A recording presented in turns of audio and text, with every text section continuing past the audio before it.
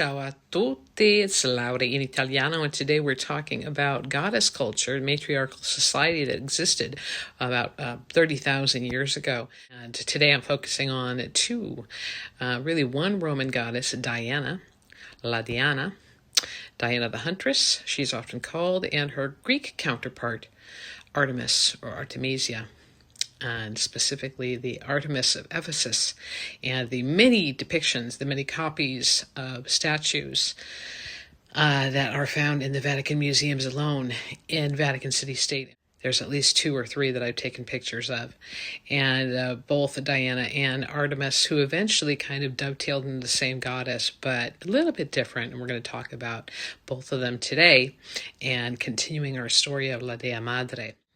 If you're enjoying my content, please like, comment, share, and subscribe. And let's delve into Diana and Artemisia. Andiamo. According to mythology, Diana was the daughter of Jupiter and Latona. Her twin brother was the god of light, Apollo.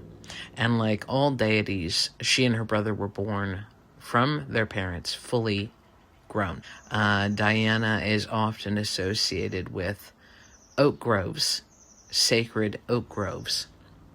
She was originally the Roman goddess of the woods. Like Minerva, she took a vow of chastity, and that's one of the reasons why she is the goddess of virgins. So the Romans really copied everything the Greeks did, and so Artemis came first. Now, I have been to Turkey, and I have seen the Artemis of Ephesus with my own eyes. In fact, here's a photo here that I took in Ephesus. I was working on a cruise ship itinerary that my tour company does, and went to Turkey, to Ephesus, and just was blown away. And you often see, not always, but very often see Artemis with all those eggs, look like breasts, on her body. And there's a very, very good reason for that.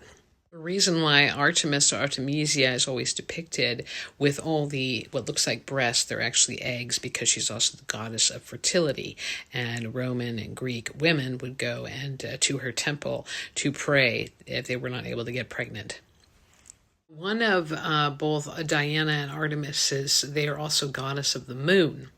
The moon, again, mystery, magic, forest creatures, especially deer, a stag. She always has a bow and arrow because she is Diana the Huntress. There is a temple to the goddess Diana, kind of a gazebo. It's not ancient for sure, but it's in the Borghese Park. The goddess Diana is also the protector of women. Rather ironic, but she is both the goddess of fertility and the goddess of protection of virgins, protecting one's virginity. She's also the protector of slaves. Now, not that this technically has anything to do with Artemis of Ephesus or Artemisia, but there was a wonderful Baroque painter, a contemporary of Caravaggio, named Artemisia Gentileschi, that I absolutely adore. These are a couple of her paintings that you can find mainly in Rome at the Borghese, which is the same park in which you find the temple to Diana. But these are a couple of her paintings. But never ever got the credit she was due, and had kind of an interesting, very traumatic life.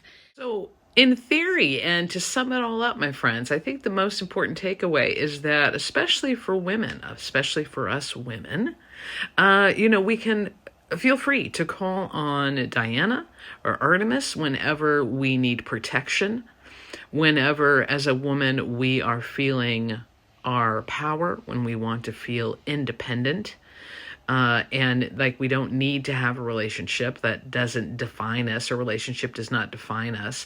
Then you probably want to be calling on Artemis and Diana, and you're following in their footsteps, if you will. I hope this has been enjoyable. I try to make it a little bit fun and not just dry, just me talking. You enjoy my style, and you're finding all this interesting, and especially Italy and the Mediterranean and the bigger picture, historically and mythologically, which is often very important in understanding Italy and the Mediterranean, then please feel free to follow, like, share, comment, subscribe, and come along with me on this journey. Andiamo. Grazie. Ciao, ciao.